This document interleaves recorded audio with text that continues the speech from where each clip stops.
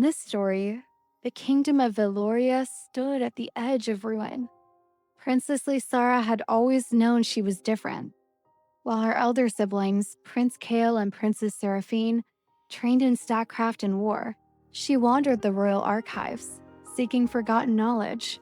The court called her reckless. Her father, King Aldrich, called her trouble. But when whispers of the Shadowglass reached her ears, she could not turn away.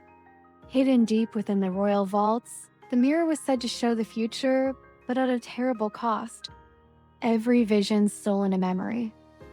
Some who gazed into it emerged victorious, their enemies outmaneuvered. Others were left hollow, their pasts erased like footprints in the sand. Lysara had to see for herself. The night she stole into the vault, the air was thick with the scent of aged parchment and cold iron. The shadow glass loomed before her, its surface black as a starless sky. She hesitated, then looked. The mirror rippled. Fire, screams, her hands slick with blood. Her brother Kael lying broken at her feet. The banner of Valoria burning as enemy soldiers stormed the gates. A sharp pain lanced through her skull. When she stumbled back, gasping, she realized she could no longer remember her mother's voice. The prophecy was clear. She would be the one to destroy Valoria. Desperate, Lysara sought the counsel of the last person who might understand the exiled seer, Malric, who had once served her father before the Shadowglass took his sight. The mirror does not simply show the future, he rasped. It hungers for it. The spirit within feeds on memories, yes, but it thrives on despair. It twists fate, pushing its victims toward the very doom they seek to avoid. Lysara's breath caught. Then the war I saw. A lie? A truth? Does it matter?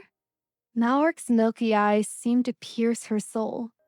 The moment you believed it, you became its pawn.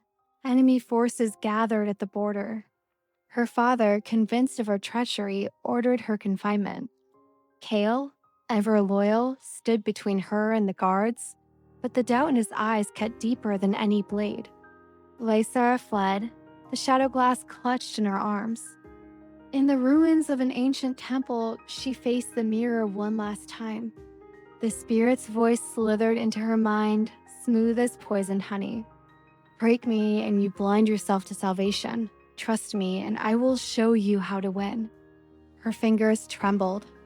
If she destroyed the mirror, she might doom Valoria to a war she could no longer foresee. If she obeyed it, she would lose herself piece by piece until nothing remained but a hollow queen on a bloody throne. Lysara closed her eyes and remembered. The first time Kael taught her to hold a sword. Seraphine's laughter as they raced through the gardens. Her mother's last words before the fever took her. You will be the light, Lysara, even in the darkest hour. She opened her eyes. No. The dagger flashed. The mirror shattered. A scream tore through the air as the spirit's prison broke, and in that instant, every stolen memory came rushing back.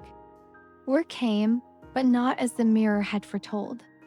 Without the Shadowglass's whispers, King Aldrich saw the true enemy, the invading Lord Dane, who had sought to manipulate Valoria into destroying itself. Lysara fought not as a pawn of prophecy, but as a princess who chose her own path. When the battle ended, the kingdom stood.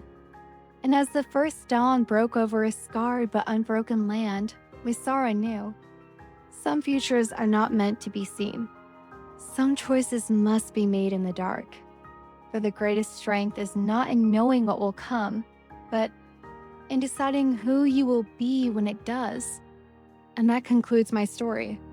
But remember, not all truths are worth the price. Some knowledge corrupts, some lies protect. Wisdom is knowing the difference.